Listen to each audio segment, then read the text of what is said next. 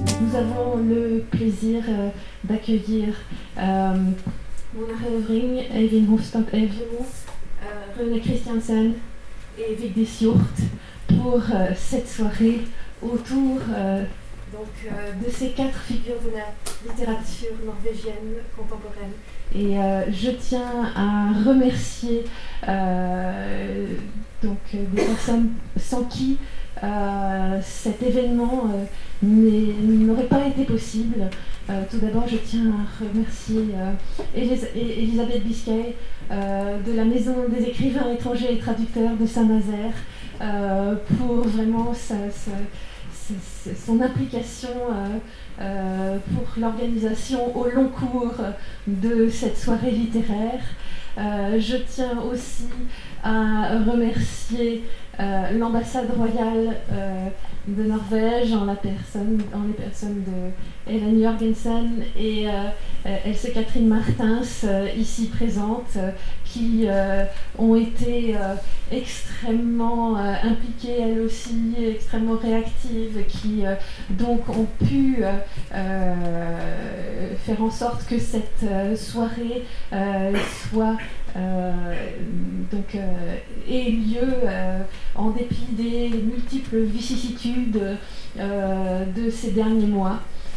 Et je tiens aussi à remercier Torbjørn Grønner, directeur de la Maison de Norvège, qui nous accueille ce soir. Vraiment, c'est un plaisir d'organiser cette soirée littéraire dans le cadre de la Maison de Norvège.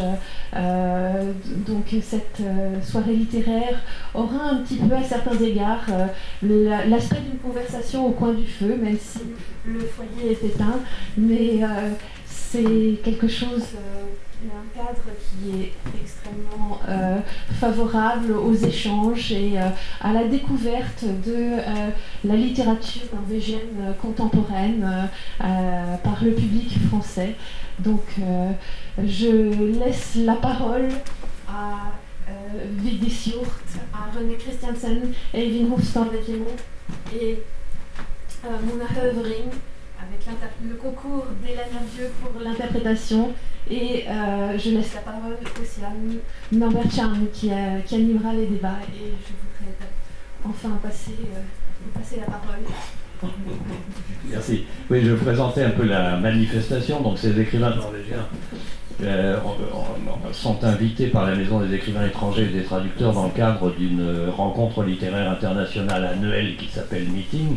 Donc 3 d'entre eux ont participé la semaine dernière à Saint-Nazaire à ces rencontres. Et c'est ce soir la dernière manifestation. Ces rencontres littéraires qui ont une vingtaine d'années, elles ont de particulier que chaque année, elles rassemblent 2 littératures étrangères. Cette année, Oslo-Hanoï, donc les littératures norvégiennes et vietnamiennes contemporaines. Elles ont également, et puis des écrivains espagnols, comoriens, cette année français, etc. Et elles ont également de particulier que non seulement elles sont géographiques mais thématiques. Il y a un sujet chaque année sur lequel nous demandons des mois avant à chacun des écrivains invités d'écrire un texte inédit.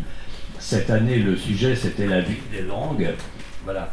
Et donc ces textes de commandes écrits spécialement sont rassemblés dans un recueil bilingue qui paraît à l'occasion des rencontres.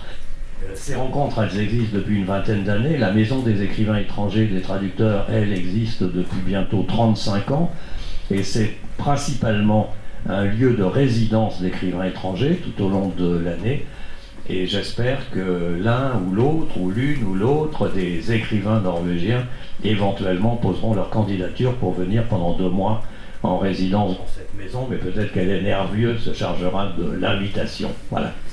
Et je laisse maintenant la parole à Norbert Charny, parce que pour la première année, il y avait un partenariat avec ce magazine littéraire extraordinaire en ligne qui s'appelle En attendant Nado, dans lequel Norbert Charny est critique littéraire et qui donc anime ce soir ce dialogue.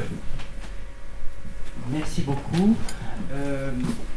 Je vais en effet laisser se présenter nos 4 auteurs.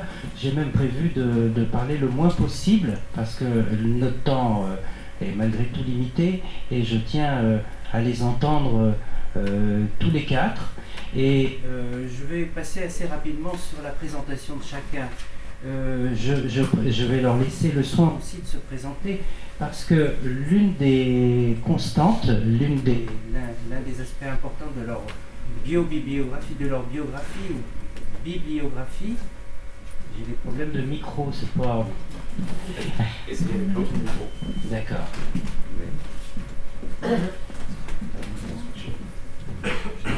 Oui, appel. C'est là difficile. Ma voix, je l'espère, portera, ça devrait aller même presque sans micro. Bon, on va voir. Oui, ce que je voulais dire, c'est que ils sont ici en tant que romanciers.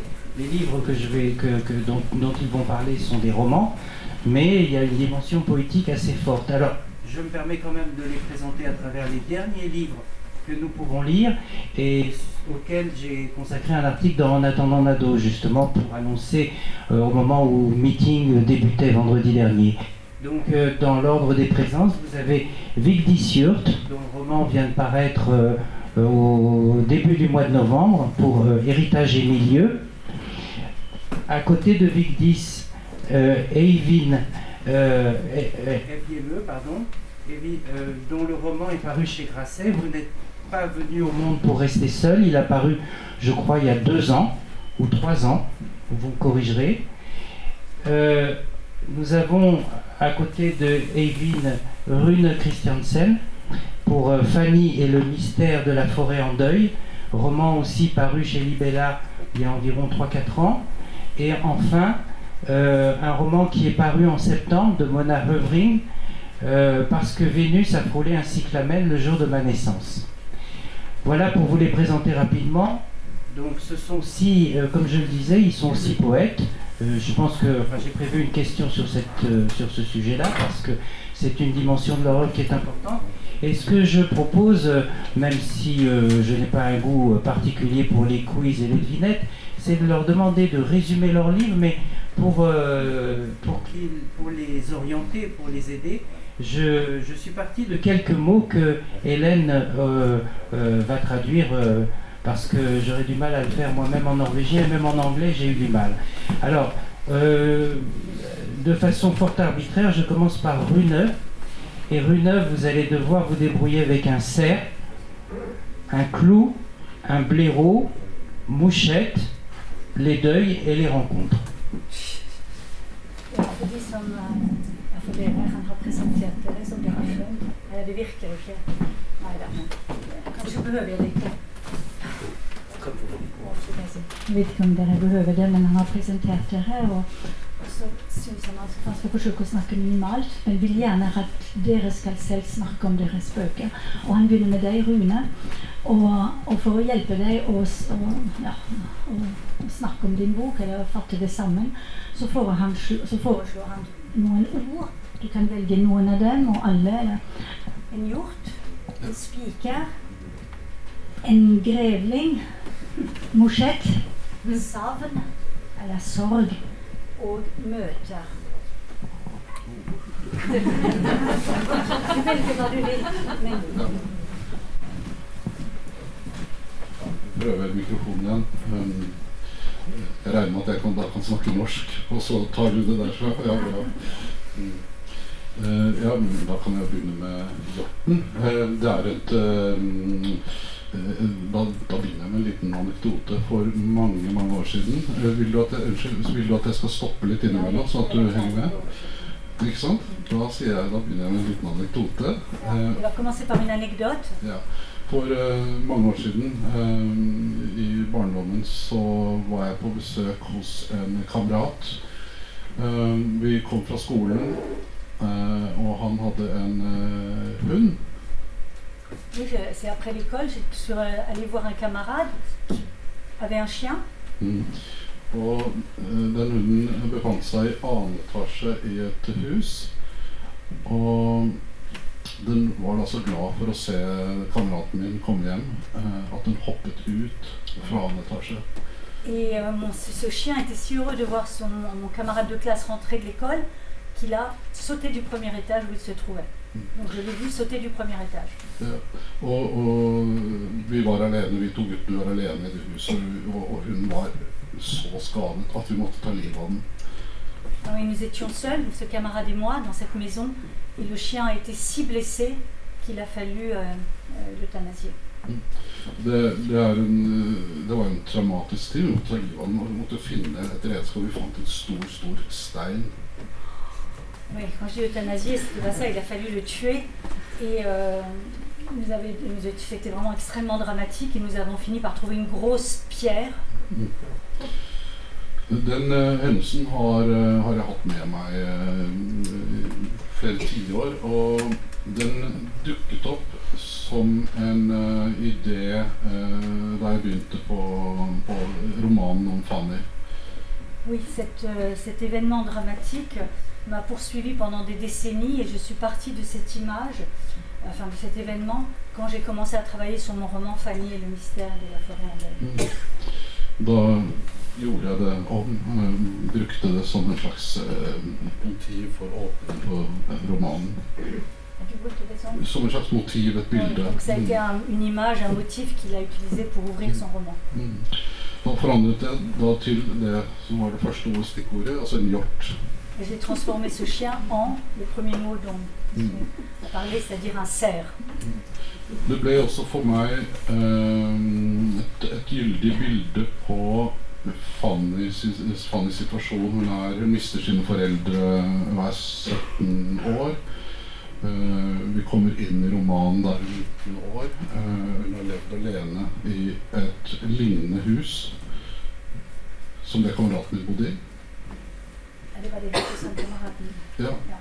Oui, donc c'est à partir de cette image du cerf, enfin du chien, mais qui est devenu un cerf dans mon roman, a servi pour Fanny, pour parler de ce deuil qu'elle a eu à la suite de la mort de ses deux parents, dans la maison dans laquelle elle se trouve maintenant seule. Et c'est cette maison que j'ai décrite, et celle de mon ancien ami. Og en sånn linje gjennom et lag i den romanen er nettopp det at jeg ville bruke naturen som et sånn ekspresjonistisk bilde i romanen. En sånn pågående, om ikke trussel, så i hvert fall noe intens som Fanny har rundt seg. Et donc j'ai utilisé ça comme cette ligne, une sorte de couche, comme en permanence, et cette ligne-là, c'est d'utiliser la nature comme une présence extrêmement forte qui entre dans la vie de Fanny et qui est à la fois intense, menaçante. Og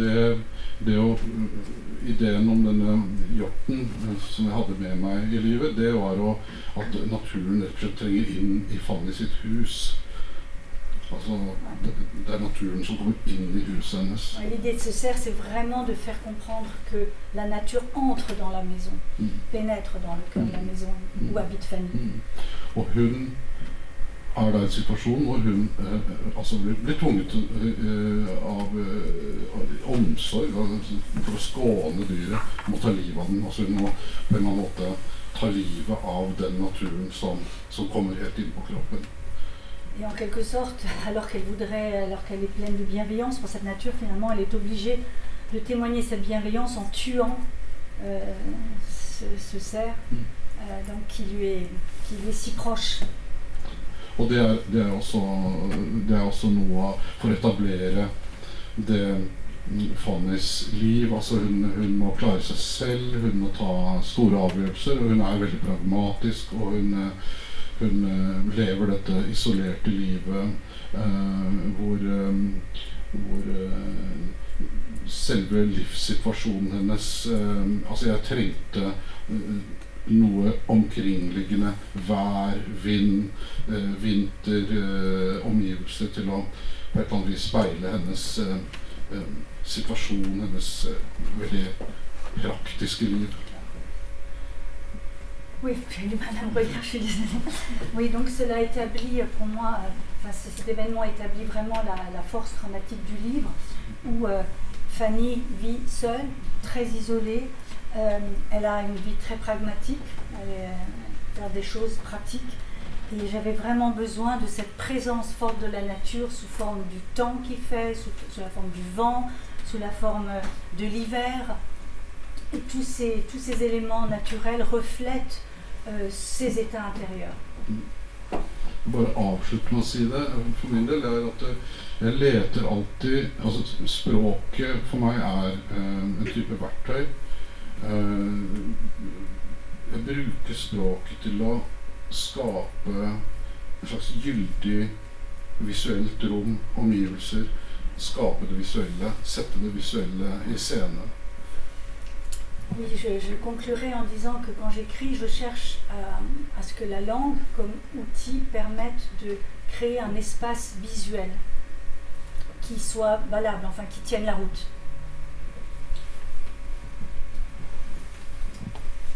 Merci beaucoup. On va continuer avec vous, Vigdis. Et les mots que je vous propose, vous excuserez la prononciation du premier, Breteuweien, un héritage, des sœurs et un frère, des lettres et des appels téléphoniques, un mari et un amant. À vous de choisir la trame que vous voulez prendre. Han snakker om du kan bruke Breteuweien, du kan bruke arv, du kan bruke søsken, du kan bruke en mann og en kjæreste, og en brev, telefonsamtale. For å snakke om din roman. Ja, jeg tror jeg bruker arv og søsken. Og det er jo en roman, altså Arv og miljø er en roman som handler om. På de første sidene så bestemmer foreldrene at familiens 2 sommerskilter skal gå til de 2 yngste søstrene. Oui, donc je vais choisir parmi les mots que vous m'avez proposé 2, héritage et frères et sœurs. C'est un roman qui parle, entre autres, d'héritage, puisque dans les premières pages, on apprend que les parents ont décidé par testament, enfin, ont décidé de céder que les 2 chalets reviendraient aux 2 jeunes sœurs. Ils sont 4. Donc ce sont uniquement les 2 jeunes sœurs qui vont hériter des chalets. Le livre commence par ça. De 2 eldste søskene i familien har trukket seg tilbake fra familien, ikke i samforstand, men hver for seg. Les 2 aînés, une sœur et un frère, se sont un peu éloignés de la famille, non pas ensemble, mais chacun de leur côté, pour des raisons différentes. Da broren får høre om dette, at disse yngre søstrene skal få hyttene, så tar han kontakt, tror jeg, med hovedkarakteren Bergljot. For han synes dette er veldig, veldig urettferdig, og han vil ut på slagmarken og vil ha disse hyttene. Dette sitter veldig langt inne for Bergljot å bli med på, for hun har alltid sagt at hun ikke driter i penger, holdt jeg på å si, men i arv. Men etter mye nøling så stiller hun seg på sin brors side. Quand le frère apprend cela, il est extrêmement choqué. Il prend contact avec la sœur aînée, Bergljot, parce qu'il trouve ça profondément injuste. Et lui, ces 2 chalets, qui ont évidemment une certaine valeur, vous en doutez, mais ces 2 chalets sont très importants pour lui. Et il a bien l'intention de se battre pour les récupérer, ou en tout cas que le partage se fasse équitablement. Donc il contacte Bergljot, et Bergljot, qui a pris des distances avec sa famille, qui, comme se dit, se fiche royalement, enfin se fout complètement de l'argent et des chalets, se sent finalement obligé, après beaucoup d'hésitation, à prendre le parti de son frère et à accepter d'être donc de son côté. Så det en sånn heftig, aggressiv utveksling av mail og sms'er mellom søskene. Og midt i dette, og til faren og moren, og midt i dette så dør faren, og så følger vi da denne ødelagte familien, farens begravelse, til arven utlevert kompensasjon som Bergljot får i form av penger. Det den overfladiske historien i romanen. S'ensuit un échange extrêmement violent, agressif, de courriers, de mails entre le frère et les sœurs et les parents, les sœurs, les deux autres sœurs plus jeunes, jusqu'à ce que pendant cet échange violent, le père vienne à mourir, ce qui était bien sûr pas tout à fait prévu. Et donc, on va suivre cette famille détruite, avec bien sûr l'enterrement, avec après le testament devant le notaire et les compensations, comment on appelle ça exactement, pour trouver un accord entre les différentes parties. Et voilà, ça c'est la partie, on va dire, superficielle du livre. C'est le premier degré du livre.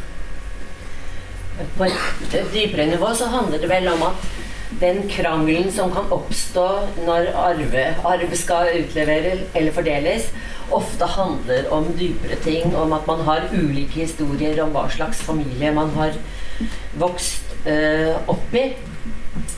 Og det jo disse litt ulike historiene og spøkelser som faller ut av skapet, eller som blir endelig artikulert i dette for så vidt disse dramatiske månedene. Et sur un plan plus profond, à un niveau plus profond, un héritage, comme dans toutes les familles, réveille toutes sortes d'histoires. Chacun a vécu, a ressenti sa famille, a eu une enfance différente, et tout ça apparaît et devient extrêmement conflictuel.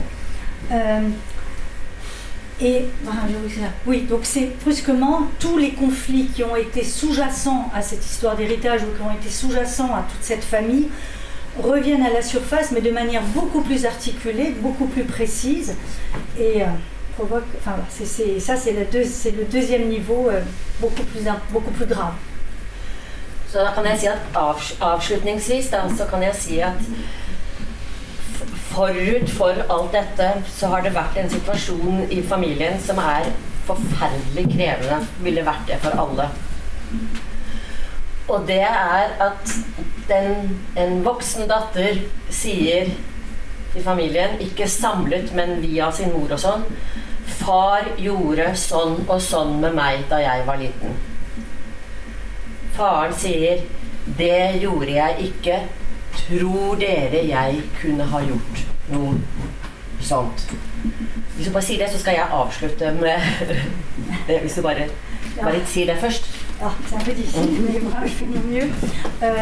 Donc la situation qui sous-tend tout cela, c'est une situation qui est extrêmement krävande, qui veut dire qui exige, qui met chacun en face de ses responsabilités, qui est extrêmement exigeante, sur le plan on va dire éthique, parce que une des filles adultes, donc c'est l'aînée, va dire que mon père, après la mort de son père, mon père a fait ça et ça et ça quand j'étais enfant. Et bien sûr, ils vont dire, mais comment est-ce possible? Bien sûr que non, ça c'est pas possible. Pensez-vous vraiment que votre père aurait pu faire une chose pareille? Enfin, voilà, donc ça c'est la première étape. Det finnes ikke bevis. Bare si det først, så skal jeg konkludere. Il n'y a aucune preuve, évidemment. Det viktig å forstå hvor utrolig fristende det å tro på far.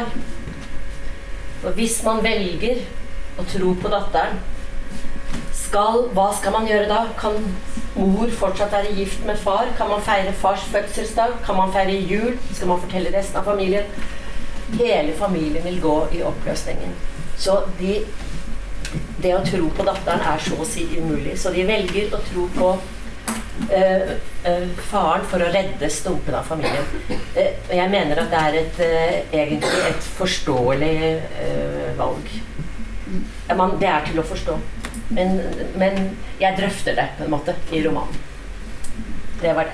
Oui, donc je me suis trompée, c'est pas du tout après la mort du père, c'est au moment de cette question des chalets que la fille va dire cela à propos du père. Donc le père disant, mais comment pensez-vous que j'aurais pu être capable de ça? Enfin, comment pouvez-vous la croire? Bien sûr que non. Et là, évidemment, la famille se détend encore plus. Il est important de comprendre qu'il est très tentant, elle utilise vraiment le mot tentant, de croire la version du père, plutôt que celle de la fille, où il n'y a aucune preuve, et que c'est une façon pour les autres de sauver la famille aussi, de dire non, cela n'a pas eu lieu. Berglotte comprend ce choix, que les autres fassent ce choix. Pour elle, c'est compréhensible, on sauve une famille, on sauve une image. Et tout le roman, à ce niveau plus profond, parle de ces discussions, de ces réflexions autour de ces choix impossibles à faire quand on doit prendre parti dans des cas aussi délicats. On continue avec vous, Eivin.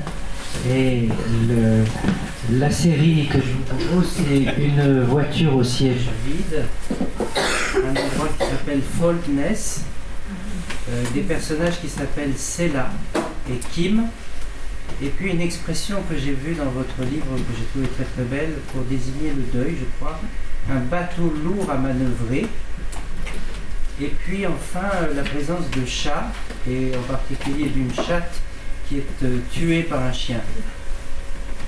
Ja, så du kan du kan snakke om det for mann. Du kan velge en bil med en tom sete.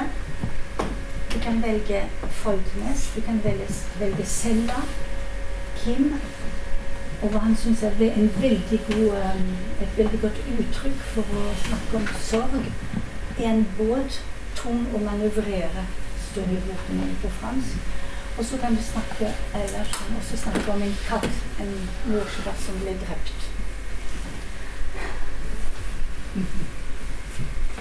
I mine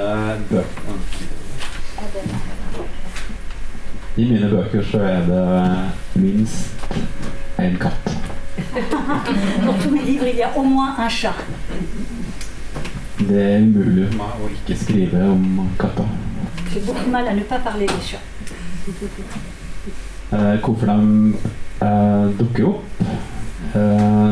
har jeg tenkt mye på, men jeg tror det handler om for det første at jeg vokste opp med å ha katter i huset, og at når man er barn så er dyret i huset den eneste som har mindre makt enn deg selv. Mindre makt, synes jeg. Enn barnet. Altså barnet, du har mor og far, barn, og så har du katten nederst. Je sais pas, j'ai beaucoup réfléchi à cette question, pourquoi toujours des chats, mais vraiment je pense que c'est parce que j'ai grandi dans une maison où il y avait, det var en katt i huset, il y a flere. Det var en. Oui, donc il y avait donc un seul chat, mais un chat dans la maison, et je pense que c'est parce qu'enfant je me suis dit finalement le chat est la seule personne qui a encore moins d'importance que moi dans la maison. Så katten får ofte unngjelde. Unngjelde til dem som på en måte får ta barnets vede. Ja.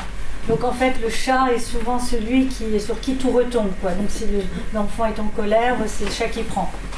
For å begynne med det bildet med denne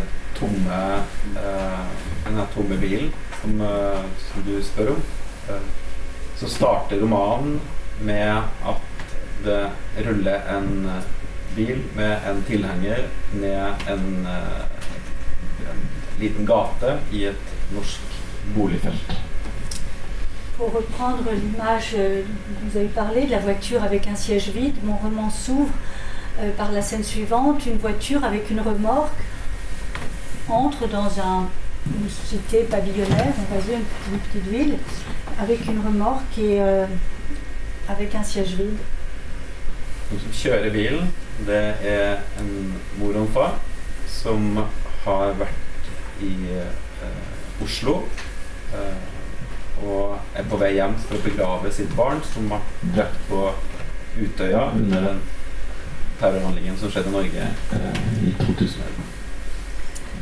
Et au volant de cette voiture, venant d'Oslo, il y a un papa et une maman, un père et une mère, qui retournent pour enterrer leur enfant qui a été massacré lors de l'attentat sur l'île de Utøya en 2011.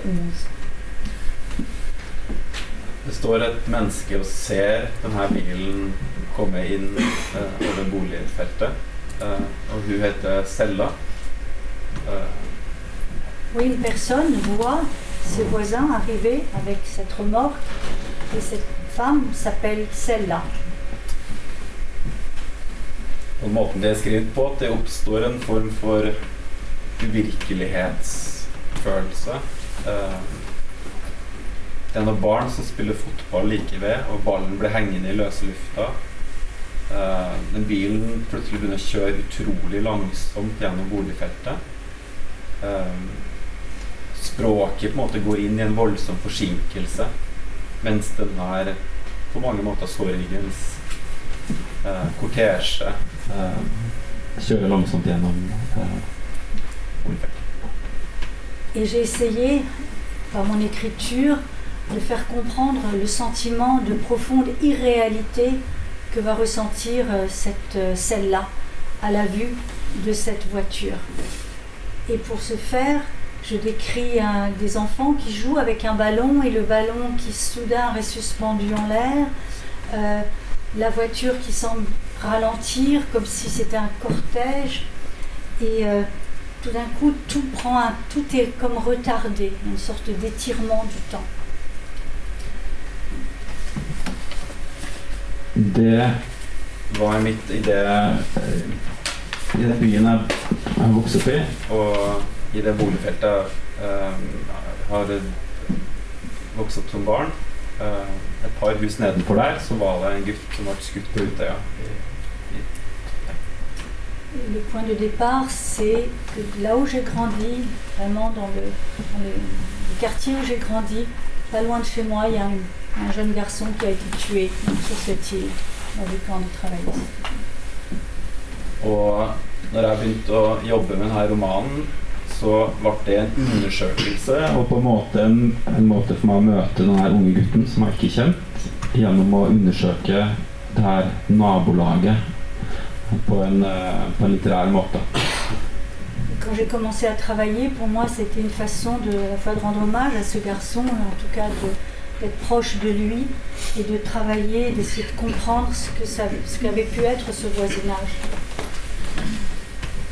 Sella sammen med en mann som heter Arild, og de blir veldig opptatt av denne familien som vender tilbake til sitt nabolag, og Sella blir utrolig opptatt av å gjøre noe godt for denne familien.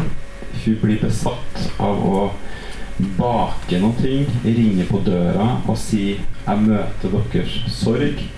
Vær så god, her har dere kanelboller». Sella est mariée à un homme, à Arild, et toute sa vie se trouve bouleversée par ses voisins. Et elle n'aura qu'une idée, ce sera de faire quelque chose de bien pour eux. Cela tourne à l'obsession. Elle va vouloir faire des gâteaux, encore des gâteaux, dans l'idée de sonner à leur porte et de leur dire voilà, j'ai fait des petits pains à la cannelle, si vous en voulez, qu'est-ce que je peux faire pour vous, pour montrer sa compassion. Grunnen til at hun blir så opptatt av å være god, det er for at hun har en historie med et barn. Hun har mistet sitt eget barn, og opplevd å ikke få den samme oppmerksomheten. Si elle manifeste autant de compassion, si elle a envie d'être si présente auprès de ses voisins qui viennent de perdre leur enfant, c'est qu'elle-même a perdu un enfant et que personne s'en est tellement occupé, personne ne s'est tellement occupé de son deuil, de son chagrin à elle. Som romanen min har blitt kalt en såkalt 22. juli-roman, så vil jeg heller si at det handler om å være nabo og vitne og nordmann til denne terrorkatastrofen som rammet Norge så forferdelig hardt. Oui, donc on a parlé de son roman, mais là j'ai pas compris. 22. roman. 22. juli. On a dit que ce roman était le roman du 22 juillet parce que c'était une manière indirecte, mais de parler de ce choc qui a atteint toute la Norvège, de l'attentat. Det er alltid vanskelig å snakke om sin roman på denne måten. C'était difficile de parler de ce roman de cette façon. Men du spurte om Kim også. Et vous m'avez demandé si je peux parler un petit peu de Kim, du personnage de Kim. Og Kim sønnen til Sella og Arild.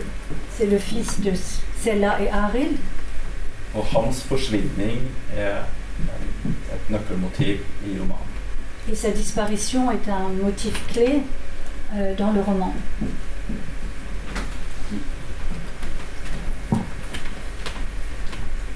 Mona, à votre tour. Un grand hôtel dans la montagne, une sœur comme une jumelle, Dani ou Ella. Mona, nå må du velge hvilket ord du skal snakke om din romane. Enten det et høyfjellshotell, ikke sant, det har du skjønt, eller en søster som en slags tvillingsøster, Dani eller Ella. Eller alle fire. Luring.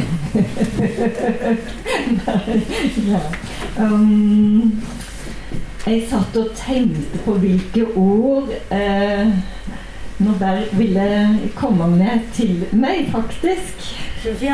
Avant que vous me donniez la parole, je me disais, mon Dieu, quel mot va-t-il choisir pour moi quand j'ai vu les mots que vous avez choisis pour les autres? Og jeg hadde håpet at han ville snakke om sammenbrudd, nervesammenbrudd og nervesanatorier.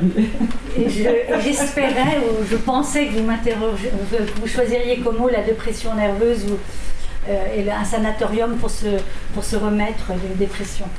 Nei, og da vil han heller at jeg skal snakke om kanskje et høyfjellshotell, og det gjør Jelna fordi disse to søstrene, Ella og Martha, fordi Venus poserte en alpefiol den dagen jeg ble født, drar til et høyfjellshotell etter at Martha, den eldste søsteren, har hatt et sammenbrudd og trenger å komme opp i høyden og få hvile. Oui, donc je vais choisir le mot hôtel dans la montagne, grand hôtel dans la montagne. Il s'agit de deux sœurs dont l'aînée a fait une dépression nerveuse assez grave et la mère les envoie à la montagne prendre de la hauteur pour que l'aînée, Martha, puisse se reposer, mais en compagnie de sa sœur Ella. Ja, og disse søstrene født med 1 års mellomrom den 8. oktober, som også min bursdag. Elles sont nées toutes les deux le 8 octobre, qui est également ma date anniversaire, mais à 1 an d'intervalle chacune. Og i barndommen så har disse søstrene vært veldig nær hverandre. De har foreldre, men foreldrene veldig eksentriske, kan jeg kanskje si, og lever nærmest sitt eget liv, sånn at søstrene må klare seg selv emosjonelt. Oui, ces deux sœurs sont extrêmement proches. Certes, elles ont des parents, mais ces parents, disons, qui sont excentriques. En tout cas, ils ont leur propre vie. Et ces deux sœurs doivent se suffire à elles-mêmes et surtout sur le plan émotionnellement. Ja, og de vet at de elsket av sine foreldre, men de vet også at man må holde sammen og finne ut av livet på egen hånd, nærmest. Elles se savent aimer de leurs parents, là n'est pas le problème, mais elles savent aussi qu'elles doivent trouver par elles-mêmes un moyen de vivre cette vie et de trouver des raisons de vivre. Og dette en veldig fin søsterrelasjon lenge. C'est une très belle relation entre ces sœurs. Elle a été très belle un certain temps, même très longtemps. Og fortelleren Ella tror at det skal vare i all evighet. Et Ella, qui est la voix narrative du livre, pense que cela va durer pour l'éternité. Så det hennes illusion og hennes tro. Ja. Og så viser det seg at Martha vil noe helt annet. Donc c'est ce que croit Ella, c'est son illusion, sa foi, sa croyance, mais Martha veut tout à fait autre chose. Hun har ikke samme solidariteten til sin søster lenger. Hun bare kaster kjærligheten på dør nærmest og drar sin vei. Elle n'a pas du tout le même sentiment vis-à-vis de sa sœur. Donc là, et elle, cet amour de sa sœur, elle n'en a finalement rien à faire. Elle le met à la porte et elle fait sa vie. Donc elle s'en va. Og når hun kommer tilbake da, så har du dette sammenbruddet, og så blir Ella spurt: kan du følge din søster til opp i fjellet og ta deg av henne? Og Ella blir litt sånn forført av tanken på at det skal bli fint. Donc cette sœur est partie avec un homme. Et quand elle revient après qu'elle fait cette dépression, Ella reçoit l'ordre finalement de sa mère d'accompagner sa sœur et de l'aider à remonter la pente, d'où l'idée de l'hôtel. Et Ella se laisse séduire par cette pensée à l'idée que peut-être elle va récupérer l'amour de sa sœur. Så det er en form for kjærlighetssorg hun går igjennom, og så blir hun håpefull på ny. Oui, c'est vraiment une sorte de chagrin d'amour qui est déçu, donc d'où la blessure, et de nouveau de l'espoir. Så dette høyfjellshotellet er da et sted hvor en kan følge disse søstrene. De møter folk, Dani for eksempel, og det oppstår ulike situasjoner selvfølgelig som gjør at søstrene blir utfordret på forholdet i enda større grad, og så det er bare sånn, jeg synes det var litt sånn fint å ta de til et litt sånn konsentrert sted, sånn at de ikke kan stikke av så lett. De kan ikke dra sin vei, de kan, men ja. Si j'ai aussi choisi l'hôtel, c'est parce que c'est un lieu très concentré, c'est un lieu précis. Bien sûr, elles peuvent partir, mais c'est pas aussi facile comme ça de partir. Et dans cet hôtel, évidemment, elles vont rencontrer des gens, il va leur arriver des histoires, elles vont entre autres rencontrer un personnage qui s'appelle Dani. Et chacune va réagir de manière un peu différente à ces quelques rencontres. Mais c'est en tout cas un endroit très ramassé. Ja. Så dette hotellet gir de en mulighet til å hvile, være sammen, ha det vidunderlig eller ha det forferdelig. Donc un hôtel, cet hôtel en l'occurrence, c'est un endroit où on peut se reposer, être ensemble, où ces deux sœurs peuvent être ensemble, être très bien ensemble, au contraire être très mal ensemble.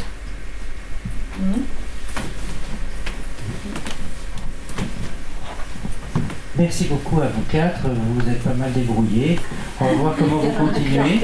On va voir comment vous continuez parce que là, mes questions sont d'ordre assez général, mais on va voir comment moi je me débrouille aussi parce que j'ai essayé de voir des similitudes et des différences, mais il y a quelque chose qui m'a quand même frappé, c'est dans tous les cas la présence de la poésie. Je l'ai dit d'emblée et je tenais à partir sur l'écriture.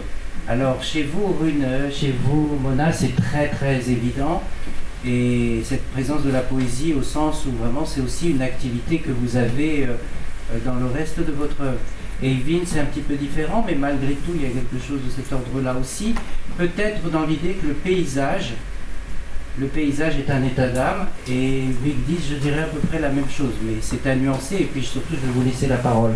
Donc je voudrais quand même que vous parliez de cette poésie, enfin de ce que j'appelle poésie, déjà que vous le définissiez à votre façon, même si j'ai quelques pistes, par exemple la place du rêve, très importante, la place du paysage comme reflet de l'intériorité des êtres humains, la question des titres qui m'a beaucoup frappé, la question des titres et des intertitres, des titres de chapitres.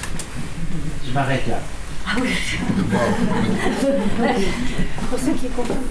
Ja, han har veldig mange spørsmål, så jeg vet ikke hvordan dere skal gjøre det. Men for det første vil han snakke veldig mye om poesi i deres skrift. Det er tydelig med Mona og Rune, men det er også hos dere, fordi dere fortsetter å skrive også dikt. Og så vil han gjerne snakke om, altså han vil veldig gjerne vite hva dere mener med dikt, hvis dere har en definisjon av det, så det er veldig vanskelig. Etterpå vil kanskje komme poesi gjennom landskapsskildringene deres, og da mener han at landskap er et sjeletilstand, ikke dam, sinnes.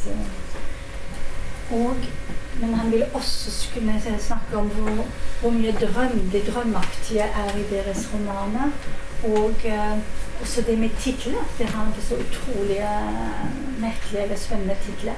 Så det er veldig mange forskjellige spor som han kunne tenke seg at han kunne snakke om. Så vær så god.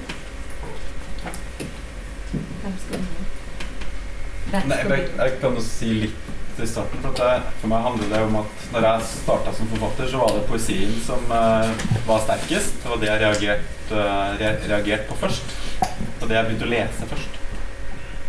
Oui, la poésie, c'est vraiment ce que j'ai commencé à lire en début, c'est ça qui m'a, en tant que lecteur, le plus touché. For meg, når jeg har gitt ut en diktsamling. J'ai aussi publié un recueil de poèmes. Når jeg nå ser på slektskapet til prosaen, så handler det mest om, det handler ikke så mye om poesi og drømmer, den koblingen er ikke så viktig for meg. Men jeg ser på poesien og konsentrasjon i språket som veldig sentralt. Oui, pour moi, quand j'ai commencé à écrire de la prose, je n'ai pas voulu introduire de la poésie comme pour apporter des éléments de rêve, mais plutôt des éléments, utiliser la poésie dans ce qu'elle a, dans sa qualité de densité de langue, de concentration, de concision. Det er heller ingenting i en roman som ikke får lov til ikke skal bety noen ting, som ikke hver setning skal ha den samme betydningen, den samme tyngden, den samme konsentrasjonen som man da finner i poesi. Sånn er det for meg. Et pour moi, quand j'écris un roman, je voudrais que chacune de mes phrases ait le même poids, la même valeur que si c'était un vers. Jeg opplever poesien som en veldig ladd tekst. Pour moi, une poésie, c'est un texte extrêmement chargé. Og jeg vil at min prosa også skal oppleves som ladd. Je voudrais aussi que ma prose soit ressentie comme chargée. Det betyr at det skal være noe det handler om. Ça veut dire, bien sûr, il y aura une histoire, elle parle de quelque chose. Men det skal også være noe som bare språket kan gjøre. Et ça doit être quelque chose, c'est une histoire que seule la langue peut transmettre.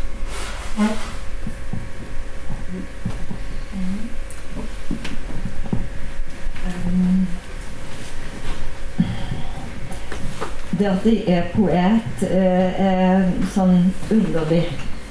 Que je sois poète, au fond, c'est assez étrange. Fordi hva er det?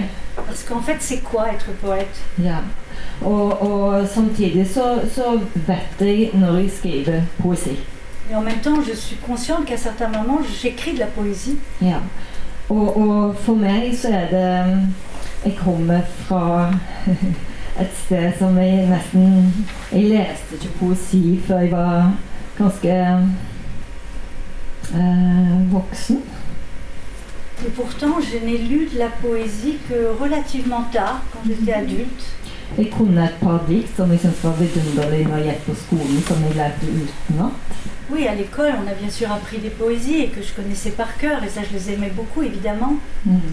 Men det å tenke at jeg noensinne selv skulle skrive dikt som skulle bli publisert, var veldig fjernt fra meg helt frem til jeg var mange og 30 år. Mais que je sois capable d'écrire de la poésie et que cette poésie vaille la peine d'être publiée, j'avoue que cette pensée ne m'est arrivée que lorsque j'avais plus de 30 ans. Og ja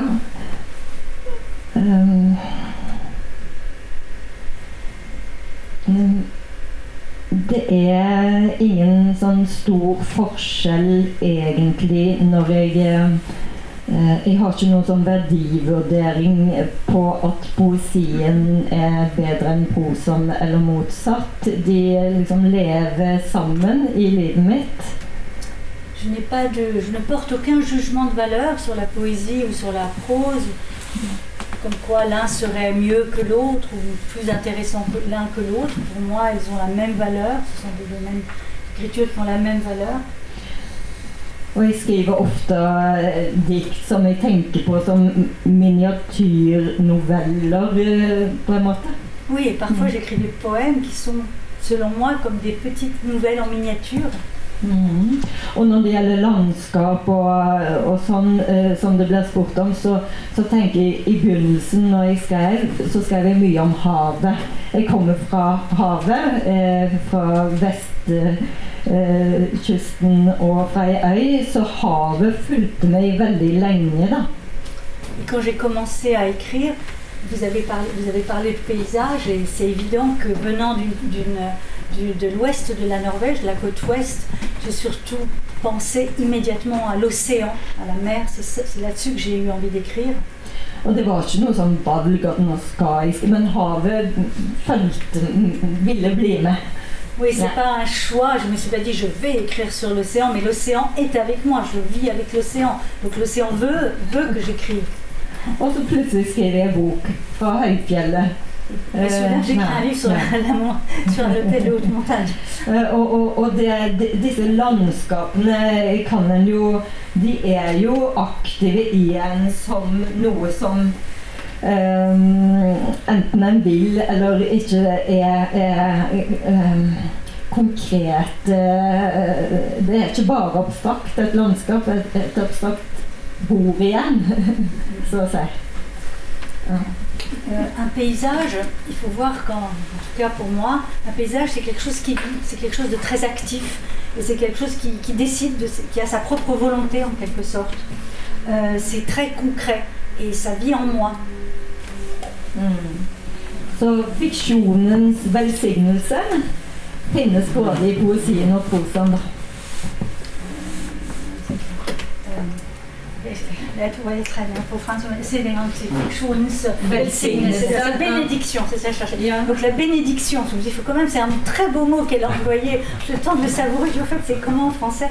Mais la bénédiction de la fiction, c'est justement de pouvoir parler de cela.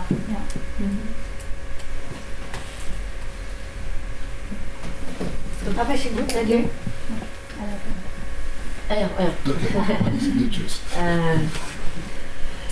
Jeg er ikke poet, men jeg bruker jo poetiske virkemidler. Forsøker I hvert fall. Je ne suis pas poète, mais je pense que j'utilise des moyens linguistiques poétiques. En tout cas, j'essaye. Jeg nok veldig opptatt av en romans stemme. Je suis très intéressée par la voix d'un roman. Og det det jeg strever mest med å finne på en måte stemmen, og særlig hvis det en førstepersons roman, så må jeg finne liksom stemmen. Og da tenker jeg ikke på stemmen til karakteren, men romanens stemme. Et quand j'écris, je travaille énormément pour trouver cette voix. Et c'est la voix du roman, ce n'est pas forcément la voix du personnage, c'est pas ça qui m'intéresse, mais de trouver une voix qui corresponde à ce roman. Og for eksempel I Arv og miljø, så var nok utfordringen at jeg ønsket at den stemmen, uten å gå I oppløsning, skulle kunne være rasende, essayistisk, polemisk, men også poetisk. Oh là là. At den stemmen skulle på en måte bære, ikke gå I oppløsning, selv om jeg ville at den også kunne være essayistisk, rasende, polemisk, ironisk, sårbar, ja. Veldig mange sånne ting. Det det vanskeligste. Oui, donc mon défi en tant qu'écrivain, ça a été de travailler donc sur cette voix et que cette voix puisse porter la narration sans qu'elle se dissolve dans ce qu'elle raconte, dans la gravité du sujet. Et cette voix, elle devait porter, comme on dit d'un chanteur qu'il a une voix qui porte, et en même temps, il fallait qu'elle ait un caractère, vous avez compris, essayiste, on touche à l'essai, qu'elle soit polémique, qu'elle puisse être aussi ironique, qu'elle puisse aussi montrer sa vulnérabilité, etc., etc. Donc, voilà. Ja. prøve å si noe om når man snakker om disse sjangerne, da, som poesi eller prosa, så mener jeg at det er noen sånne kunstige skiller mellom de. Pour moi, il y a vraiment quand on parle de poésie ou de tous ces genres, pour moi, ce sont des frontières ou des dénominations tout à fait artificielles. Hvis man begynner med bare improvisert René Char på den ene siden, og så har man Charles Dickens på den andre siden, så er det så glidende overganger sjangermessig mellom de. Altså det er så store forskjeller på Char og poesien til August Strindberg, for eksempel. Donc, si on utilise ces deux concepts de poésie et de prose, on pourrait dire d'un côté il y a René Char, vraiment, et à l'extrême bout il y aurait quelqu'un comme Charles Dickens, mais en même temps, je sais pas, on peut aussi penser à la poésie d'un August Strindberg. Og de bevegelsene der var jeg som veldig ung leser, jeg begynte å lese veldig tidlig, jeg var aldri opptatt av sjangerinndelingene. Et quand j'ai commencé à lire, j'ai lu quand même, j'ai commencé très tôt, je me suis jamais posé la question de quel genre littéraire je lisais. Og jeg mener, det skal jeg ikke snakke mye om nå, da har jeg hatt tid der jeg skrevet et essay om det, og det har jeg også gjort, men jeg mener bare at det finnes noe man kan kanskje kalle noe sånn poésie pure. Je ne veux pas trop en parler parce que j'ai écrit tout un livre là-dessus, un essai sur justement la poésie. Donc, mais moi, je peux simplement dire, oui, il existe peut-être quelque chose qu'on appellerait la poésie pure. René Char. Så finnes det, nå bruker jeg noen franske eksempler, for det er det jeg kan bare det franske og det svenske, men så finnes det for eksempel en fransk poet som heter James Sacré. James, ja, Sacré, James Sacré, ja. Hans poesi ligner mye mer på det Mona snakker om, det har mye mer noe novellistisk, sånn short story-aktig, mye mer fortellende, åpnere poesi. Da. Den har på en måte forlatt den rene poesien. Donc dans la poésie pure, il a cité René Char, il se cantonne à des poètes français, parce que c'est surtout les français qu'il a lus et les poètes suédois, les norvégiens. Et là, pour montrer un autre genre de poésie, il pense à James Sacré, qu'il a édité dans sa collection, dont le style se rapprocherait plus des nouvelles, ce qu'il appelle les short stories. Donc on s'éloigne là de la poésie pure.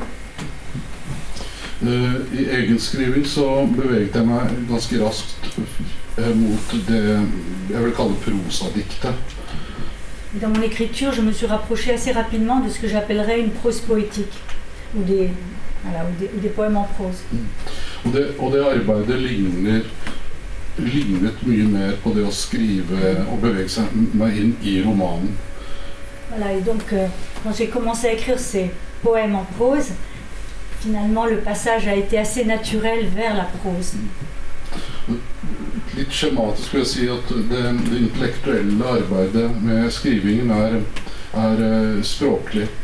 Det er der refleksjonen befinner seg, tanke, språklig gehør. De manière un peu schématique, je dirais que ce qui m'a intéressé, c'est vraiment de travailler dans le domaine du langage, de montrer que le langage permet cette réflexion, ces échanges de pensées.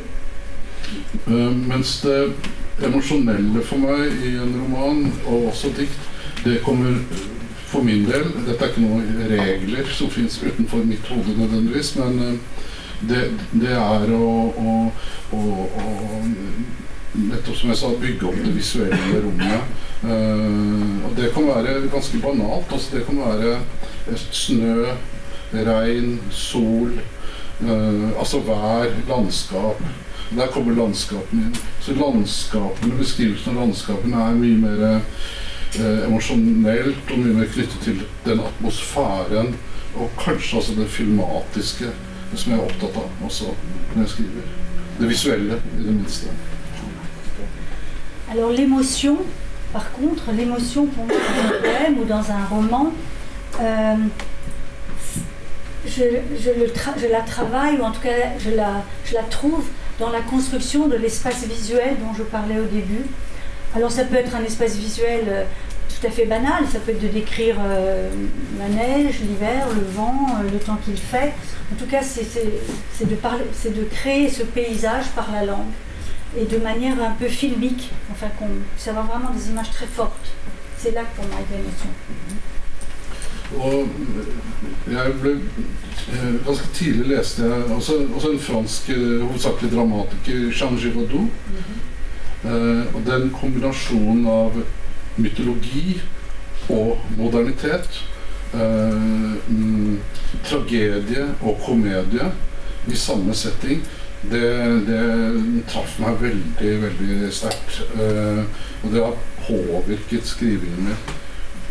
Oui, quand j'ai commencé assez tôt à lire l'auteur dramatique français Jean Giraudoux, et j'ai été frappée et j'ai été influencée par la suite, évidemment, par ce mélange très heureux entre la mythologie et la modernité, entre la tragédie et la comédie. Et voilà. Det bare så enkelt som jeg har flere dikt også i noen av romanene, det å bare plassere liksom, altså, dette er jo Jean Cocteau-grep også, det Orfeus eller Odysseus, plassere Orfeus i en bil, for eksempel. Donc il cite aussi Cocteau, il dit qu'il place Orphée dans une voiture, alors là je suis un peu perdue. Ja, altså Orfeus sitter i en bil, liksom. Ja. Det grepet mellom altså to. Place Cocteau apparemment dans un mythologie, place Orphée dans une voiture, et ça il aime beaucoup ça. Il aime ce mélange de modernité et de mythologie, et enfin on va dire une certaine irrévérence.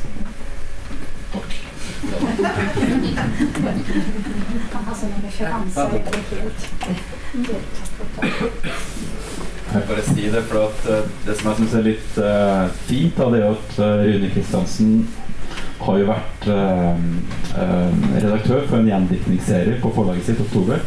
Oui, je me permets de préciser que Rune Kristiansen, à côté de moi, a été l'éditeur d'une série de retraductions de poésie, enfin de traduction de poésie dans la maison d'édition Oktober. Og det var bøker som jeg da, som tilhører en liten generasjon under, plukket opp. Et ce sont des livres qu'une génération plus jeune a vraiment lu. På mange måter utvidet min litteraturforståelse på mange måter. Et c'est les livres qu'il a publiés ont, en tout cas en ce qui me concerne, totalement, enfin beaucoup élargi ma conception et ma culture. Blant annet, jeg husker når jeg fant boka av Mark Chodolenko.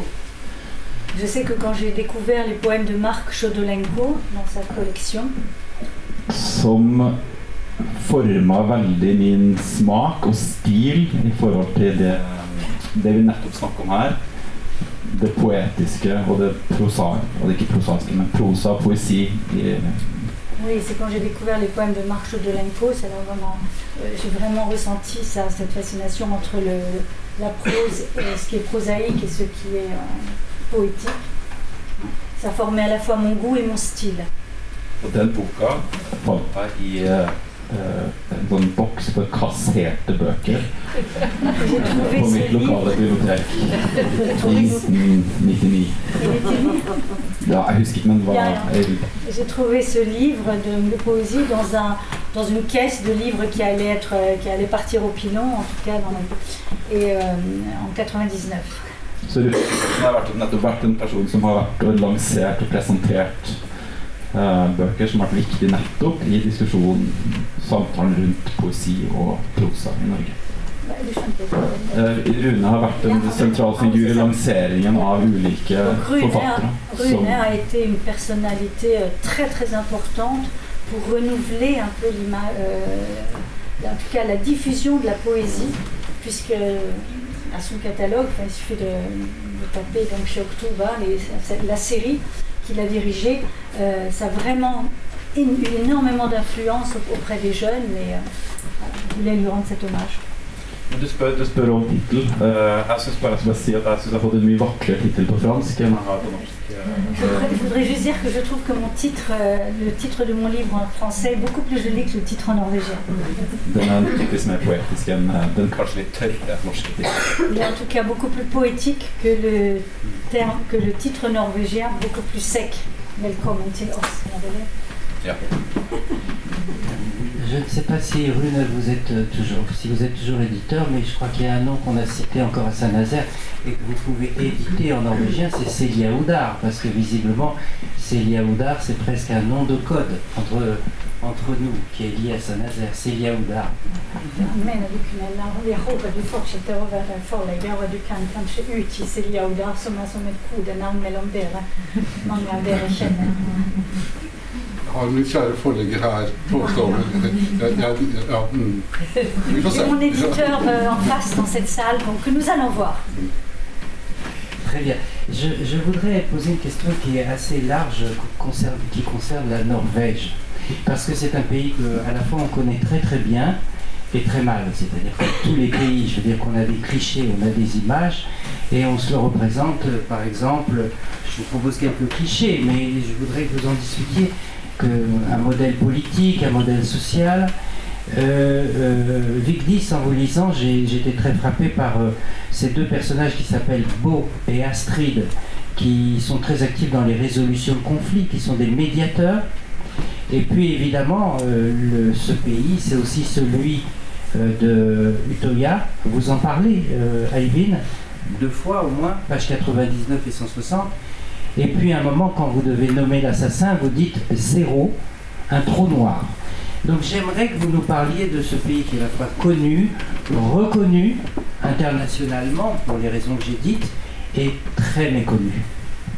Det var et veldig åpent spørsmål til dere. Kanskje hører dere meg også? Nei. Ok, han vil gjerne at dere skal snakke litt mer om Norge, som et land som både kjent, anerkjent, men også miskjent, som man kanskje ikke kjenner så godt, eller man tror man kjenner mye. Det har veldig mange klisjeer. Norge som politisk og sosial modell, forbilde for mange andre land, som veldig aktiv i fredsforhandlinger og sånn. Han tenkte på Bo og Astrid i denne bok, som forsøker å formidle og resolusjon, konfliktresolusjoner, mente han. Og du, i din bok, så snakker vi litt om Utøya, men når du snakker om Breivik, så sier du bare 0, 0, et svart hull. Så Norge i dag, har deres romanen, hva sier dette om Norge i dag, på en måte? Vi kan begynne med Bo og Astrid. I Norge så har du veldig mange organisasjoner som jobber med fred og forsoning. En Norvège, il y a beaucoup d'organisations qui travaillent pour la paix ou pour la réconciliation entre des pays. Og menneskerettigheter. Et pour les droits de l'homme. Og de snakker veldig gjerne til for eksempel sånne afghanske enslige mindreårige flyktninger. Et ces associations parlent très souvent, enfin aiment parler à des jeunes afghans réfugiés en Norvège. Veldig pedagogisk så forklarer de disse menneskene at alle barn, det står i FNs erklæring, alle barn har rett til kjærlighet, alle barn har rett til arbeid, alle barn har rett til ikke å bli krenket, alle barn har rett til omsorg. Og de står og messer det glade budskap, og så neste dag så sitter de på flyet til Kabul. Og jeg synes på et nøtteskall at det viser noe om Norges selvforståelse i forhold til de realiteter altså de faktiske ting som Norge gjør på bakken, som det sier da. Og der kanskje ikke Norge verre enn andre land, men misforholdet mellom tale og handling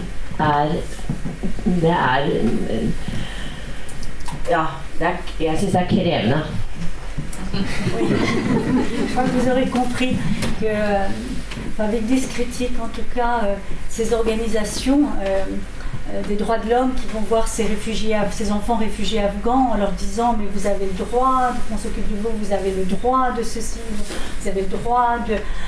tous les enfants ont le même droit. Enfin, donc elle a cité toute une série de droits. Les enfants les écoutent et après ces personnes, dit-elle, prennent l'avion le lendemain pour aller à Kaboul et elles trouvent simplement qu'il y a une énorme différence. Enfin, ce sont des personnes qui n'ont pas vraiment le sens des réalités et qu'il y a un fossé entre ce qu'ils disent et ce qu'ils font. Voilà. Et que ça, c'est quand même très très difficile d'accepter de son propre pays.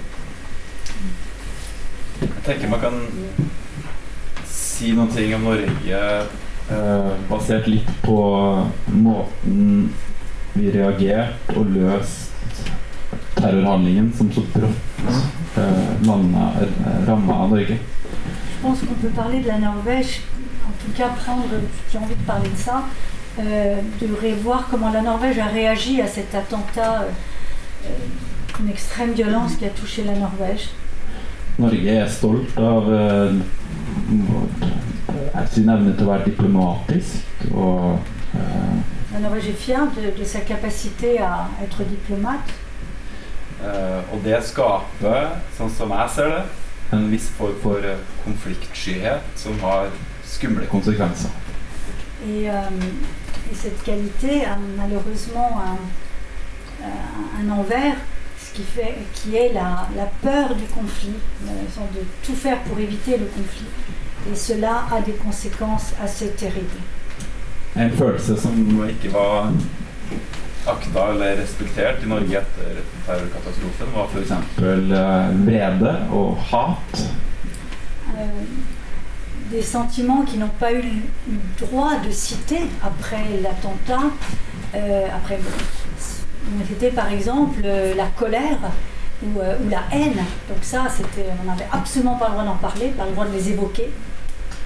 Og det førte at vi ikke evnet å være sint på de riktige personene. Ce qui fait qu'on finalement on n'arrive pas à être en colère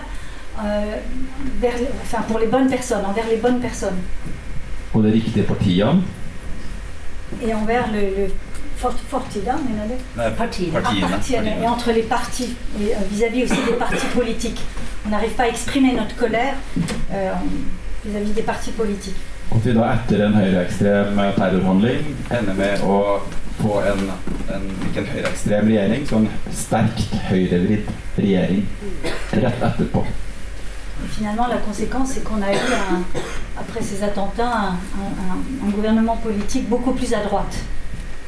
Så vreden begynner først å bli artikulert I Norge nå, og gjennom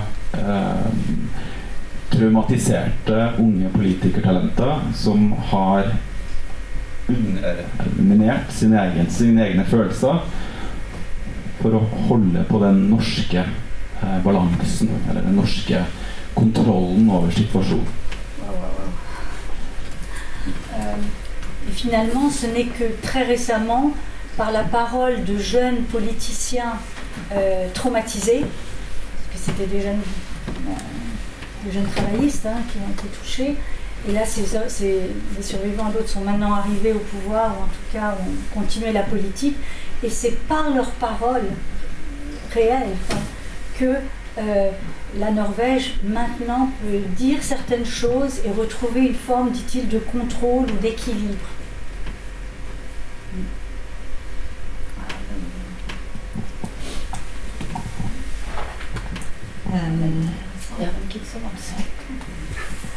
Det viktige ting som ble sagt nå. Men for min del så føler jeg meg overhodet ikke kompetent til å si noe vettugt på 3 setninger om den politiske situasjonen I Norge. En tout cas, pour ma part, je me sens absolument totalement incompétente pour parler en 3 mots de la situation politique en Norvège. Jeg kan komme til å si for lite, jeg kan komme til å si for mye. On dirait trop peu ou trop. Og en lager jo, en mytologiserer jo uansett når det blir sånn kort format. Men det jeg gjør når jeg skriver, som jeg tenker at jeg gjør, jeg skriver, alt jeg skriver har noe politisk i seg i skrifta. Oui, quoi que je dise, ça serait presque j'en ferais de la mythologie, ça serait trop court, ça serait pas juste. Mais en tout cas, quand j'écris, tout ce que j'écris a une dimension politique. Jeg skriver om oppvekstvilkår, jeg skriver om klasse, de hører til en klasse, jeg skriver om kjønn. Parce que j'écris sur l'éducation, enfin sur on grandit dans telle ou telle famille, selon sa classe, selon les conditions sociales de sa classe. Je parle de sexe. Og så videre, sånn at det ligger nok så stille kanskje i skrifta mi, men jeg føler allikevel jeg sier noe om samfunnet disse karakterene lever i. Mais même si ce n'est pas au grand jour, en silence, mais je parle vraiment de la société, des conflits qui l'animent, et chacun de ces personnages raconte quelque chose, a une dimension politique. Og jeg prøver også å flytte på det, for eksempel i venterom i Atlanteren, så flytter jeg en karakter fra Norge til Island. Og så et forsøk på en sånn, det er jo ikke politisk, men det er å se hva skjer når du tar et menneske fra et land til et annet, som er ganske likt. Par exemple, dans un de mes romans précédents, j'ai fait bouger mes personnages de Norvège en Islande, et ça m'intéresse de réfléchir à comment se comportent-ils ailleurs, sont-ils les mêmes, qu'est-ce que ça nous dit sur les différences ou sur l'identité profonde respective de ces deux pays.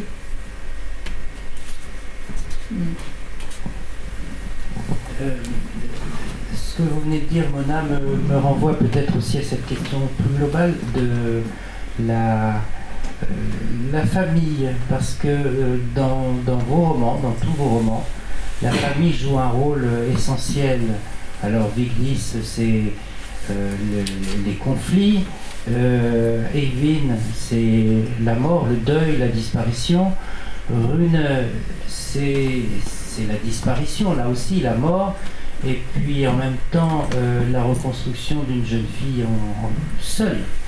Et vous, Mona, c'est frères et sœurs, les sœurs et aussi les parents.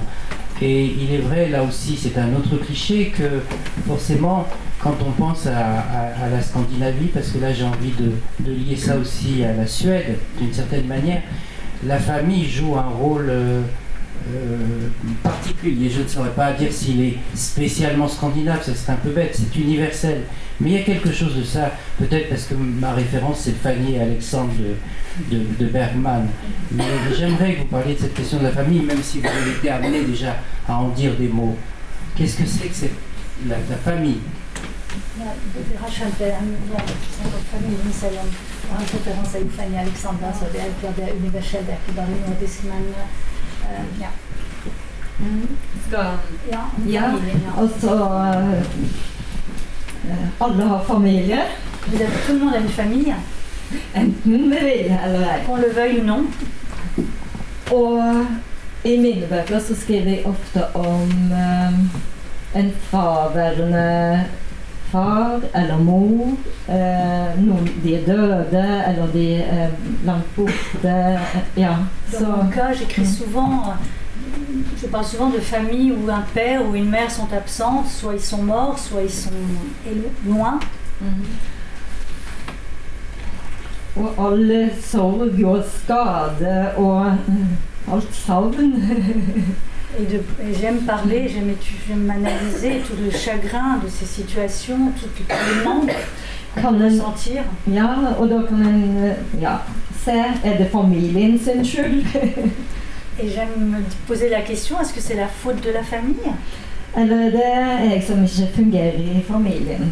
Ou est-ce moi, ou ce personnage qui n'arrive pas à fonctionner dans cette famille, qui ne trouve pas ma place dans cette famille? Og det alltid interessant å studere. C'est toujours intéressant d'étudier cette question. Og jeg tenker kanskje Vigdis, så du ser noe om det også? Est-ce que det er quelque chose à en dire?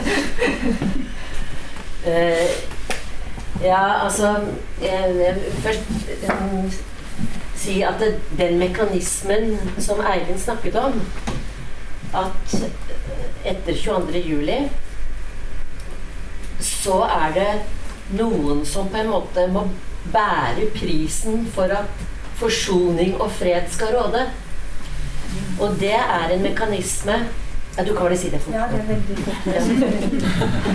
J'ai vraiment envie de parler de dont on va parler Rune, savoir de ce mécanisme qui fait que après les attentats du 22 juillet, il faut que certaines personnes payent le prix pour que la réconciliation nationale puisse se faire.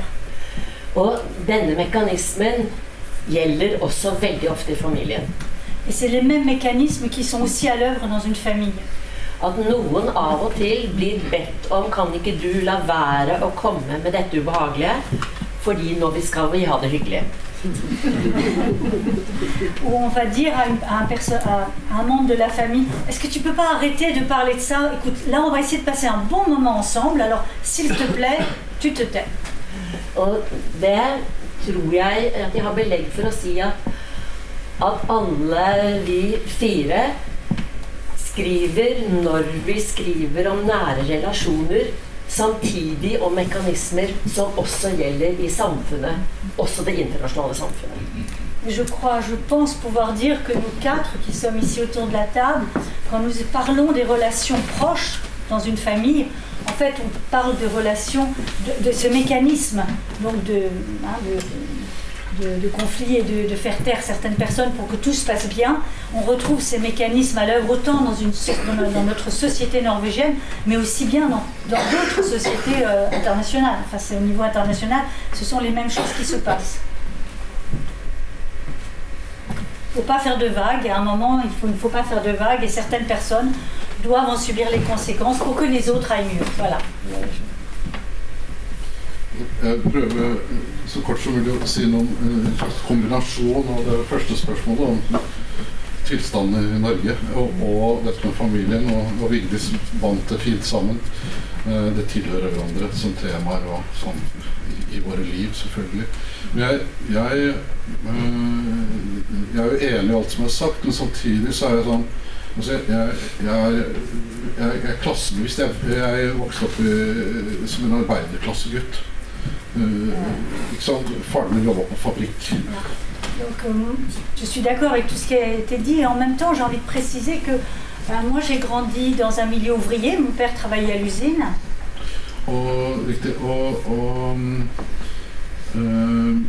I Norge så det kanskje sånn 80-90-tall så var det mye snakk om klassereise og det var å bevege seg på en måte bort fra gjerne da arbeiderklassen og inn og opp I middelklass eller, ikke sant? Altså klassereisen var vesentlig, ikke minst for en del forfattere.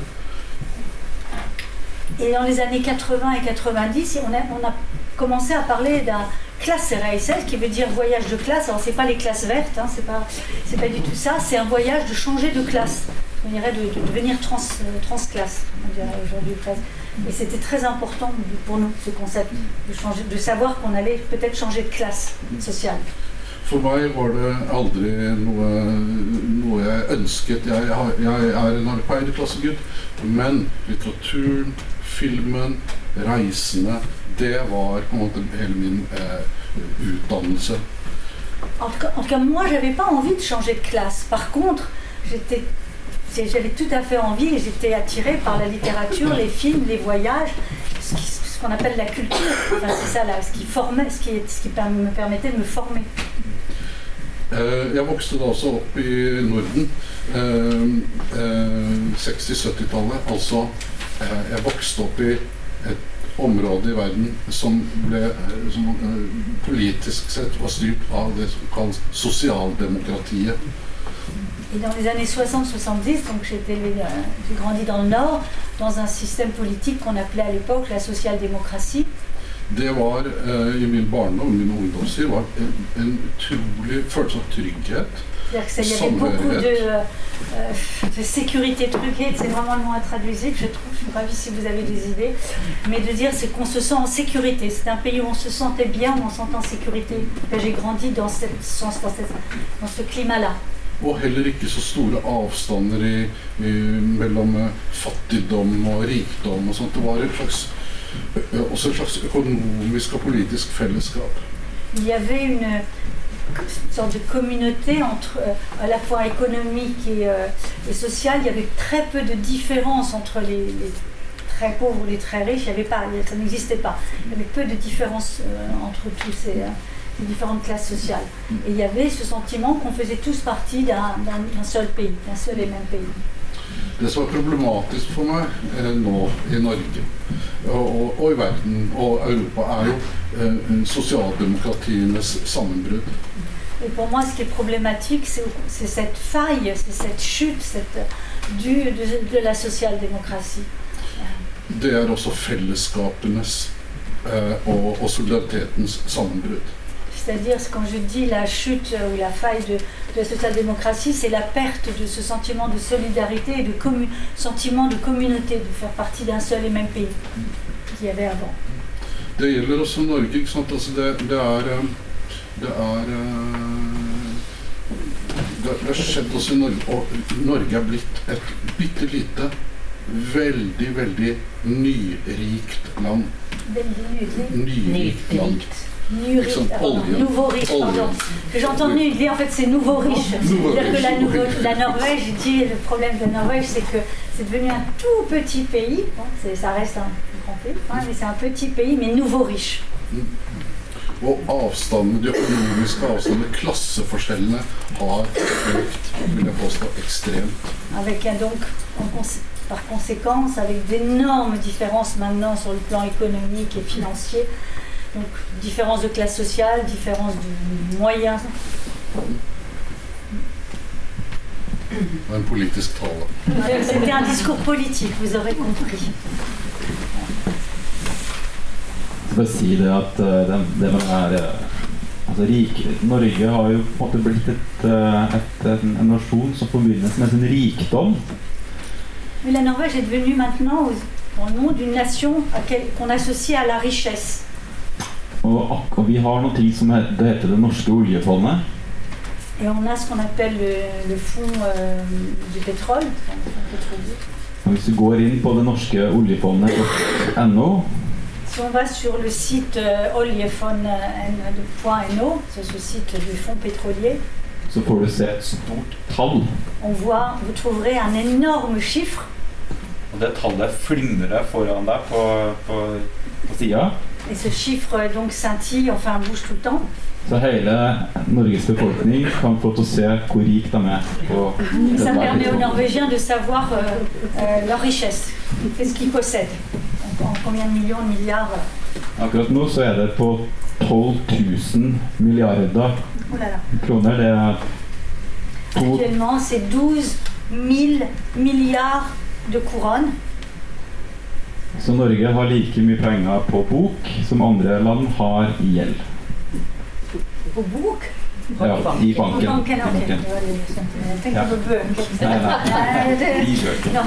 Donc en fait, la Norvège a autant d'argent dans la banque, sur son compte en banque, autant d'argent que d'autres pays ont comme dette. Si d'autres pays ont 12 000 milliards de dettes, la Norvège a ça sur son compte bancaire.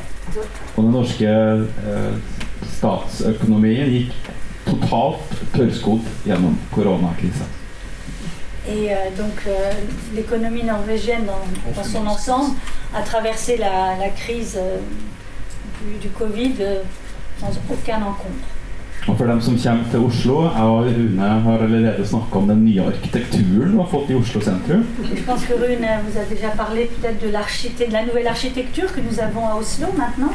Svært nyrikt. Qui traduit vraiment le nouveau riche. Enfin, c'est une sorte de petit Manhattan pour ceux qui ne savent pas. Donc c'est tout à fait l'architecture nouveau riche de la Norvège.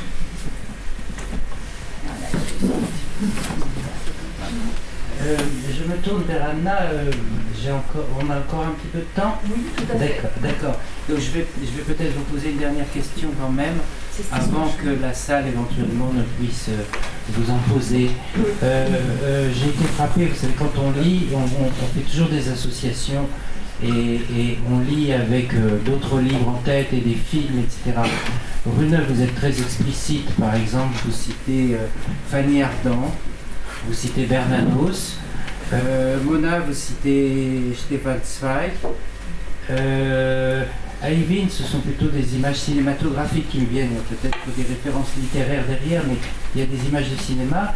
Et vous, Vigdis, quand je vous lisais, j'ai pensé souvent, et notamment quand vous évoquez la petite ville dans laquelle la famille habite, j'ai pensé à Thomas Bernhardt, parce qu'il s'agit toujours de revenir, ne pas revenir, revenir, ne pas revenir dans cet endroit-là.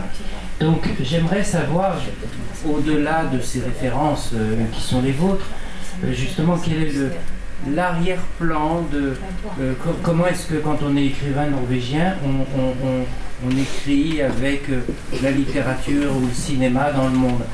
J'ai été personnellement très frappé, j'ai adoré, je ne peux pas dire d'autres mots, le film Julia en 12 chapitres. Et donc, j'aimerais savoir, vous, comment, ce que vous lisez, ce que vous voyez, et voilà, l'arrière-plan. Det bakgrunnen deres bøker, det film og det litteratur, ser dere det filmisk, for det mange referanser i deres bøker. Jeg kan jo bare si noe om Zweig, siden jeg hørte han nevnte Stefan Zweig her, så kjente ikke jeg kjempegodt til det forfatterskapet når jeg hadde en henvisning i denne boken, men jeg leste den etterpå, og det som er underlig at Stefan Zweig tok livet av seg i 42. Stefan Zweig og kona begikk selvmord i 1942. Da kom, Oui, je ne connaissais pas si bien Stefan Zweig que ça quand je l'ai cité dans mon livre, mais après j'ai envie encore plus d'en savoir davantage, et voilà, j'ai été très frappée par son suicide en 1942. Og han hadde da skrevet boka Verden av I går. Il avait écrit son livre Le Monde d'hier. En europeisk erindring, altså en fantastisk bok om Europa og Europas forfall. Un livre extraordinaire, souvenant d'un Européen sur l'Europe, sur le déclin de l'Europe.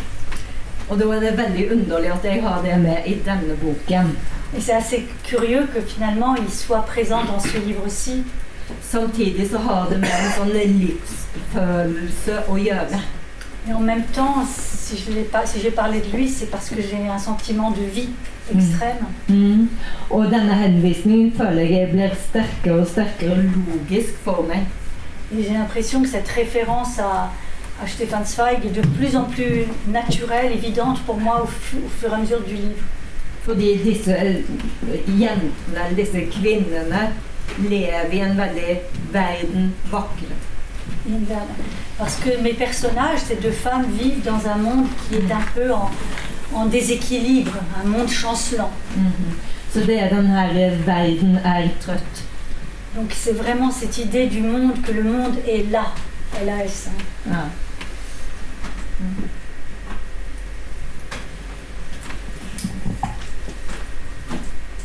Hva var spørsmålet igjen? Ja, spørsmålet du har snakket om Mushet, du har snakket om bøker. Når du skriver, har du disse referanser bak hodet? Også film, nevnte du. Sammenhengende og film, absolutt. Enkelt og greit, altså at film og litteratur og musikk så stor og har alltid vært en så stor del av livet mitt, så hvorfor skal ikke det få lov til å sive inn I bøkene I like stor grad som natur og biler og trafikk og byer og alt dette her. Så det jo bare en del av den store veven som mitt liv og andres liv. Les films, la littérature, la musique font partie intégrante de ma vie et c'est évident qu'ils nourrissent, qu'ils infusent dans tout ce que je fais. Et donc, bien sûr, quand j'écris, au même titre que la nature, ou les villes, avec les voitures, tout doit être là. Jeg bruker jo mye tid på å studere film også, altså se sammenhenger og sånt, og I denne boken om Fanny så jeg en sånn kobling som noen synes kuriøs selvfølgelig, og det jeg husker hodet litt slitent nå, men jeg husker ikke filmregissøren, men det en amerikansk film hvor Arnold Schwarzenegger spiller hovedrollen og har vært med å produsere den. Det er ikke en Arnold Schwarzenegger-film, den heter Maggie. Jeg anbefaler dere som er interessert i film, og dere som liker da for eksempel Robert Bressons filmatisering av Bernanos Mouchette. Se de to filmene samme kveld ved siden av hverandre. Det er så slående likheter. De snakker til hverandre.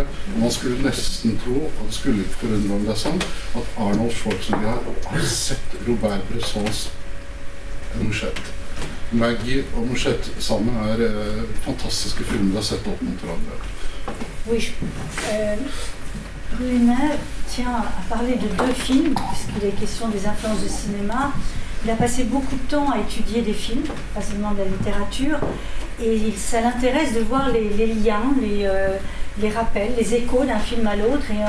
Et il cite deux films qui l'ont beaucoup marqué, à savoir le film de Bresson, Mouchette, tiré de Bernanos, et un film où Arnold Schwarzenegger joue le rôle principal, un film qui s'appelle Maggie, qu'il vous conseille vraiment de voir.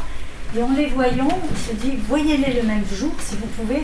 Pour lui, c'est évident que peut-être, que Arnold Schwarzenegger a dû voir le film de Bresson tellement il y a de références.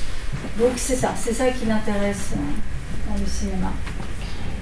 Jeg er enig med Rune i at alt jeg har lest, særlig lest, men også sett og hørt, kan opptre i romanene mine. Je suis tout à fait d'accord avec Rune pour dire que tout ce que j'ai lu, vu, entendu peut apparaître, surgir dans mes romans. Men i for eksempel Arv og miljø, så hvis jeg siterer noen direkte, så tror jeg det er filosofer, altså Freud og Søren Kierkegaard for eksempel. Begge de er veldig, veldig viktige for meg. Mais dans Héritage et milieu, si je cite vraiment, si je fais des citations, ce seront des citations de philosophie, de Freud et de Kierkegaard, parce que ce sont deux philosophes qui sont pour moi très importants.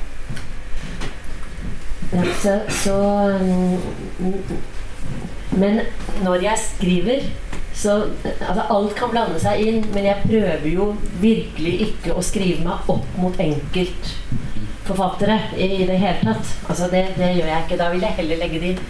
Altså, det skjønte jeg ikke. Nei, altså han nevnte Thomas Bernhard og sånn, og jeg har lest Thomas Bernhard og sånn, men jeg sitter ikke og tenker sånn, jeg lurer på jeg skal gjøre litt Thomas Bernhard-aktig her, ikke sant? For det vil være ødeleggende. Jeg må finne det som er helt mitt. Oui, il faut vraiment, je trouve ce qui est vraiment moi, c'est que vous avez cité Thomas Bernhard, que évidemment j'ai lu, mais j'essaie surtout de ne pas me dire tiens, je vais faire comme du Thomas Bernhard. Voilà, quand j'écris, bien sûr plein de choses me traversent et j'essaie de pas tout mélanger. En tout cas, j'essaie de me garder de trop d'influence pour essayer de trouver ma propre voix, mon propre style. Jeg husker jeg var veldig, når jeg skrev boka her, så var jeg veldig opptatt av, jeg hadde nettopp lest igjen Virginia Woolf, To the Lighthouse. Je me souviens que quand j'ai écrit ce livre, je venais de terminer le livre de Virginia Woolf, To the Lighthouse, en français Promenade au phare. Og jeg synes at det var utrolig vakkert, måten romanen både lå tett på hovedpersonen. J'ai trouvé que le livre était magnifiquement écrit en étant si proche du personnage principal. Du hele tiden skjønt at hovedpersonen Mrs. Dalloway, Ramsay, er et mysterium. Avant de comprendre que ce personnage est vraiment un mystère, Mrs. Ramsay. Litt den samme karakterbeskrivelsen, det samme blikket på en karakter var noen ting som jeg var interessert i. Den måten å se og skape en karakter på, måten å se en karakter på, var noen ting som jeg har forsøkt å gjøre i denne boka. Wow. Et c'est la façon que Virginia Woolf a de décrire un personnage, de le voir et d'arriver à nous faire sentir, c'est quelque chose qui m'a beaucoup inspiré dans l'écriture de mon livre. En tout cas, c'est ce que j'ai essayé d'aller vers ça, vers cette qualité-là. Pasella både en karakter som jeg kjenner, men det også en karakter som har mange hemmeligheter. Et le personnage féminin de celle-là est à la fois un personnage que je connais, et en même temps qui va toujours garder une part de mystère même pour moi. Så jeg velger å si bare én forfatter, og så gjør det enkelt for meg I forhold til denne boka. Men det selvfølgelig, det står veldig mange andre forfattere som jeg relaterer meg til, men som Alors, je me tiendrai qu'à Virginia Woolf, mais il y a évidemment beaucoup d'autres écrivains que j'aurais pu citer et qui m'ont aussi influencé quand j'ai écrit ce livre. Jeg kan bare si en ting om det med henvisning til andre forfattere fort, og det at den mest omfattende henvisningen jeg har hatt til en annen forfatter til Camilla Collett. En parlant de références littéraires, bien sûr, il y en a beaucoup, mais je voudrais juste ajouter pour ma part que l'écrivain dont je me sens peut-être la plus proche, ou qui m'a beaucoup influencée, c'est l'écrivaine norvégienne Camilla Collett. Og hun en av de viktigste norske forfatterne, tenker jeg. Pour moi, elle est vraiment un des écrivains les plus importants. og det jeg gjorde, jeg fant hennes bok fra 18... Je husker ikke akkurat 18, var det 5? C'est un écrivain du 19e siècle, je ne me souviens plus exactement de la date, mais j'ai trouvé son livre, c'est Les filles... Camillas lange netter. I de lange netter heter den. Den heter I de lange netter og en erindringsroman. Son roman, le roman de Camilla Collett s'appelle Dans les longues nuits. On a confondu avec le livre, les poésies qu'elle a écrit, qui est Camillas lange netter. Og da skrev jeg en roman basert på Camilla Collett sin roman, og den ble veldig interessant for meg, I hvert fall å arbeide med en annen forfatters arbeid, og nærmest gjenskape det. J'ai donc écrit sur Camilla Collett et ça a été passionnant pour moi de travailler sur le travail d'un autre écrivain. J'ai appris beaucoup de choses. Men jeg gjør det aldri igjen. Mais je ne le referai jamais. Il nous reste peut-être quelques petites minutes pour entendre quelques petites questions si on a parmi vous. S'il y a parmi vous des personnes qui veulent poser encore des questions. Bien. Eh bien, il est temps de conclure et de remercier nos 4 auteurs et de remercier notre traductrice-interprète à qui j'avais posé un certain nombre de pièges sans le vouloir, de manière tout à fait involontaire. Et à vous remercier toutes et tous d'être venus écouter en ce très très beau lieu nos écrivains norvégiens et remercier encore la Maison des écrivains étrangers et traducteurs qui est sans doute au cœur de cette soirée, même s'il faut aussi y associer la Bibliothèque Sainte-Geneviève et la Maison de la Norvège. Merci à vous.